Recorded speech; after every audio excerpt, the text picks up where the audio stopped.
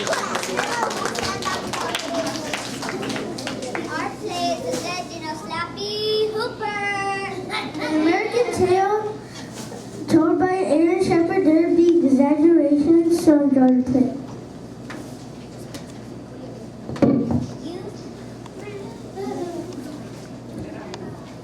You've heard about Paul Bunyan, the greatest lumberjack of all time. And you heard of Picosville, the greatest cowboy. Now let us tell you about the world's Biggest, fastest, bestest, sign painter. That's me, Slappy Hooper. you better believe Slappy was biggest. Why, he was 7 feet tall with shoulders to match, and he weighed 300 pounds even without his cap and coverall and brush and brush. Just give me an 8-inch brush. Fastest,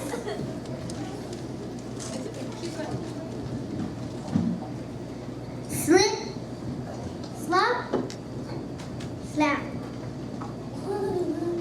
The job was done. So smooth you never see a brush stroke.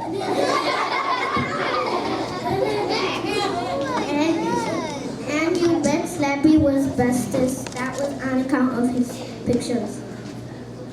No one else made them so true. In fact, some folks say they were too true to life.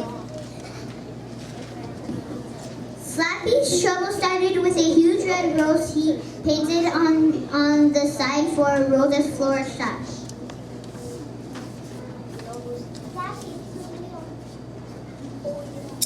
Said Miss Rose Red, the owner.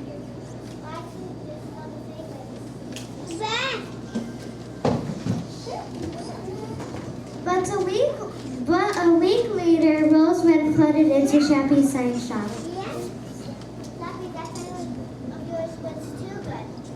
Too good.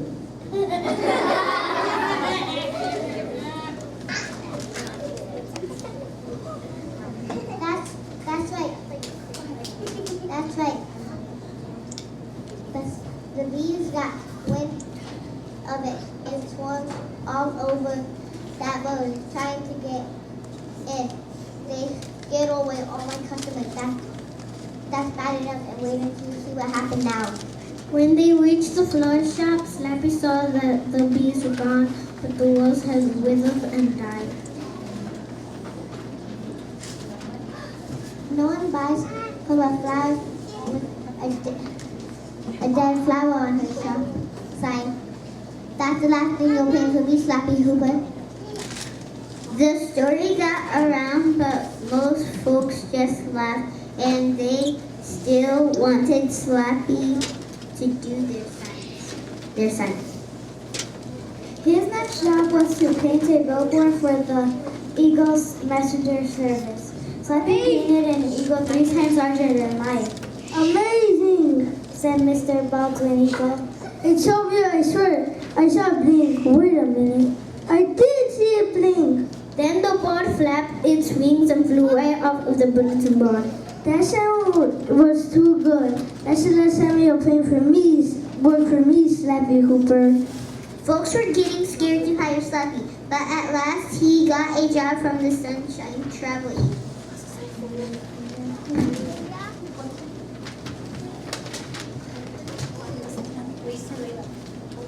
The billboard was to show a man and woman on a beach, toasting under a hot sun. Slappy painted it the day after a big snowstorm. Wonderful, Said Mr. Ray Sunshine. Why, that sun makes me feel hot. And no, the snow on the sidewalk is melting.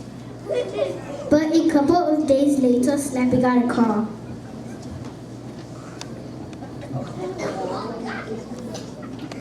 Slappy, your scent was too good. Get down here right away.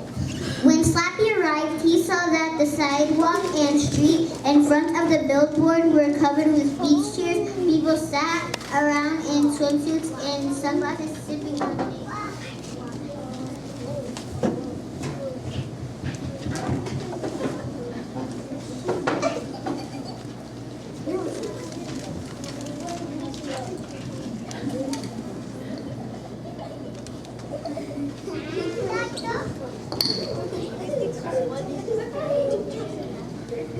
So They're blocking traffic and the mayor blames me.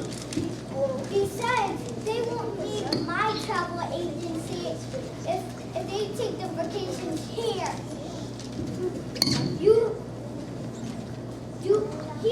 You got to do something, Slappy.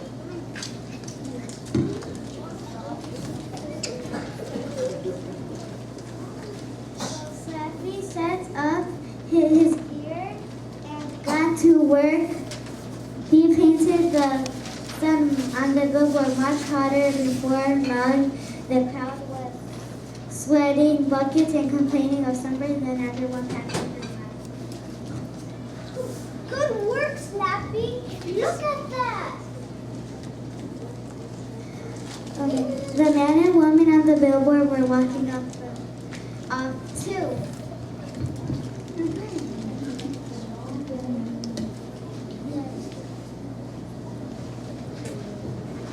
Just then, a lick of flame shoot the wall and the building across the street. Slappy signs had set on fire. In a few minutes, fire trucks climbed up the firefighters turned hose on flames.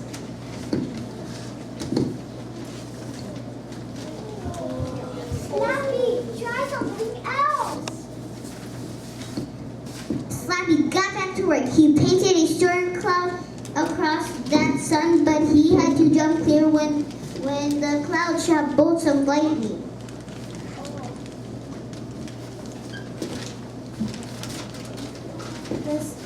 Then the storm broke. Slappy's clouds rained so hard the billboard fell over and flooded all of Main Street. Never again, Slappy Hooper. After that, no one on earth would hire Slappy.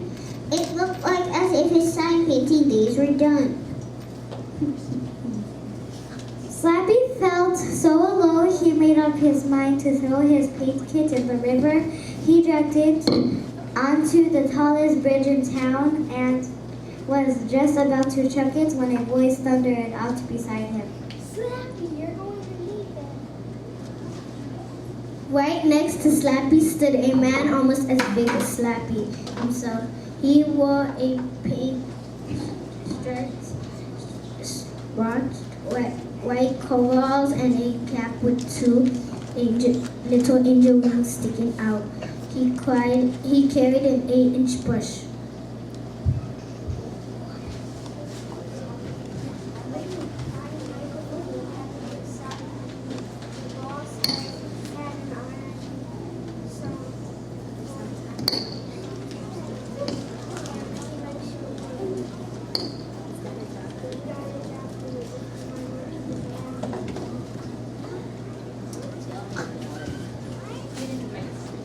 Tell me about it.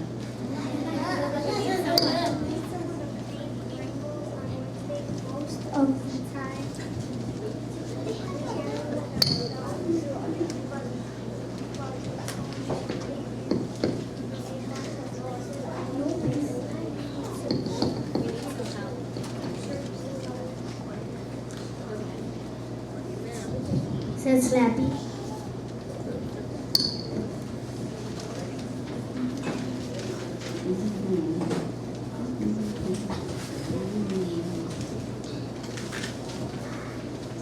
That Wednesday morning, Slappy rented a cannon and set it in a big cow pasture. He tied two ropes to his scaffold, then ran the other ends through a couple of sky hooks. Then he loaded the sky hooks and opened the cannon and shot them straight. Sure enough, the skyhooks caught on the sky. Slappy felt the first raindrops. He piled all his paints and brushes into his scaffold, climbed on, and hoisted himself up. And up he kept going till he was just under the clouds. Then he tried his globes and started to paint. Slip, Slap, slap. He had only just finished when the sun popped through the clouds and lit up what he'd done.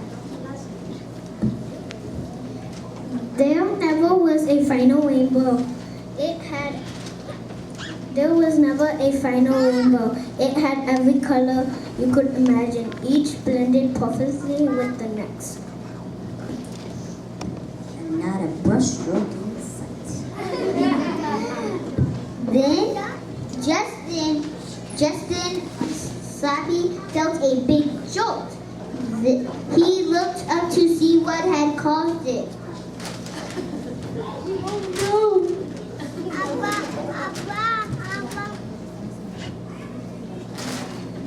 The sun had run smack into his skyhooks. Slappy shut his eyes and waited for the long drop into the ground, but it never came. When Slappy looked again, he saw why.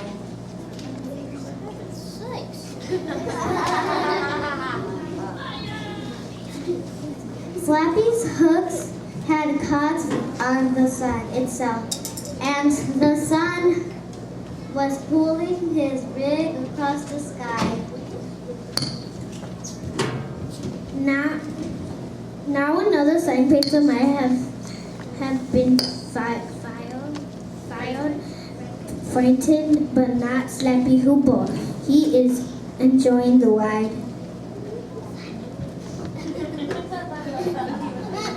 He'd covered a good distance when Michael appeared on the scaffold beside him. You mean it wasn't too good?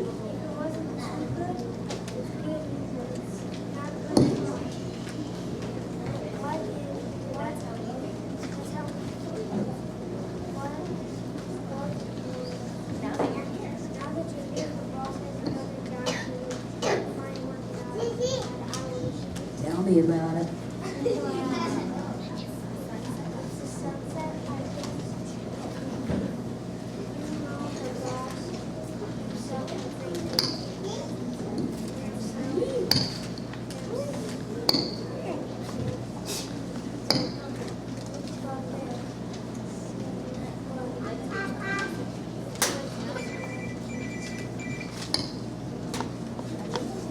Man,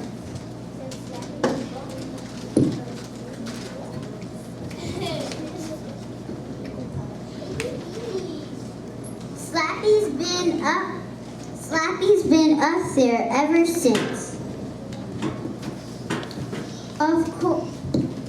Of course, you can't see him with the sun so bright, but he's there all the same.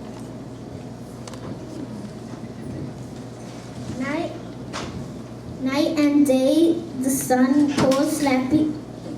Night and day the sun pulls Slappy and his ring around the world. And every time Slappy comes to a horizon, he reaches up with his 8-inch brush. Slip, slop, slap. The job was done. and not a brushstroke in sight. The end.